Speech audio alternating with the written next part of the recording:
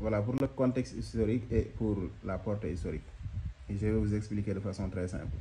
Nous sommes toujours dans la décolonisation au Proche-Orient, la question palestinienne. On sait que l'histoire, c'est une science où les événements se succèdent les uns après les autres. Par exemple, pour la question palestinienne, nous avons d'abord le sionisme.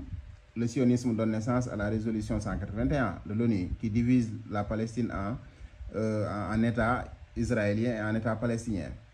Après la résolution 181, il y a eu comme événement la proclamation de l'État d'Israël par David Ben Gourion.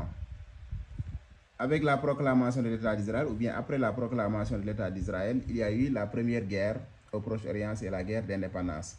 La guerre d'indépendance donne naissance à ce qu'on appelle la Nakba. Et c'est à l'occasion de cette guerre d'indépendance que l'Israël va étendre son territoire.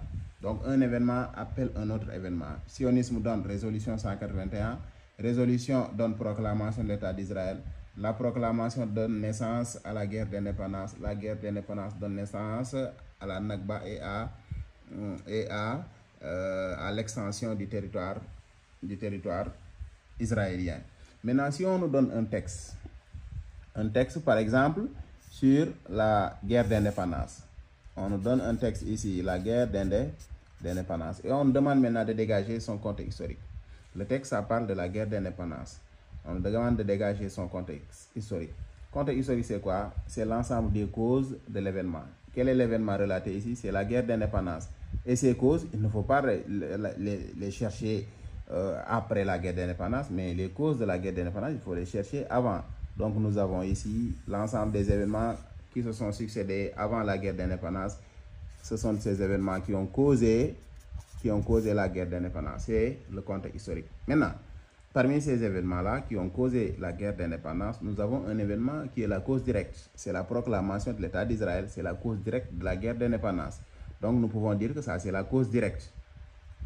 On est d'accord. Et la cause lointaine, on peut dire que c'est le sionisme et la résolution 181. Donc nous avons une cause directe et des causes lointaines. Et maintenant, on va essayer de reformuler un paragraphe en ce qui concerne les causes. Maintenant, il y a une façon de dégager le contexte historique. Nous pouvons dire ici que l'ensemble de ces causes-là, ça constitue le contexte historique. Le contexte général, alors, c'est quoi? C'est la décolonisation au Proche-Orient, la question palestinienne, c'est le général. Le contexte particulier, c'est la guerre d'indépendance. Le texte s'inscrit dans le contexte général de la décolonisation au Proche-Orient, ou bien le texte s'inscrit dans le contexte général de la question palestinienne et les relations israélo-arabes, et dans un contexte particulier de la guerre d'indépendance. Point. En effet, maintenant tu vas partir du sionisme pour venir à la résolution 181 qui a divisé la Palestine en deux États. Puis tu vas parler de la proclamation de l'État d'Israël, qui est d'ailleurs la cause directe de la guerre d'indépendance. Donc tu vas évoquer l'ensemble de ces événements-là qui se sont succédés et qui ont donné naissance à la première guerre. C'est la guerre d'indépendance. Tout ce qui vient avant la guerre d'indépendance, c'est ce qu'on appelle le contexte historique. C'est-à-dire tout ce qui vient et qui a un rapport direct avec la guerre.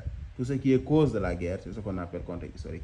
Maintenant, quand on te demande de dégager la portée historique, maintenant, tu vas laisser tout ce qui était venu avant et maintenant tu t'intéresses à tout ce qui vient après la guerre d'indépendance. Tu as ici la guerre d'indépendance. Tout ce qui vient avant, c'est le contexte. Tout ce qui vient après, c'est ce qu'on appelle la portée, c'est l'ensemble des conséquences. On est d'accord? C'est les conséquences de la guerre d'indépendance. Donc tu pourras dire que la guerre d'indépendance a eu beaucoup d'impact ou bien beaucoup de conséquences dans les relations israélo-arabes. Point. En effet, après cette guerre d'indépendance, beaucoup de Palestiniens ont fui les terres palestiniennes à la recherche de zones de refuge. C'est ce qu'on appelle la Nakba. C'est-à-dire les Palestiniens avaient fui pour aller s'installer dans les États arabes voisins. Mais aussi comme conséquence, nous avons un Israël qui étend son territoire, qui occupe maintenant 78% des terres. C'est la deuxième conséquence que j'ai évoquée. Donc, tout ce qui vient après le texte et qui a un rapport et qui découle du texte ou bien qui découle de l'événement relaté dans le texte, c'est-à-dire qui constitue une conséquence de l'événement relaté dans le texte, c'est ce qu'on appelle portée historique. Mais tout ce qui vient avant et qui constitue une cause de l'événement relaté, c'est ce qu'on appelle contexte historique.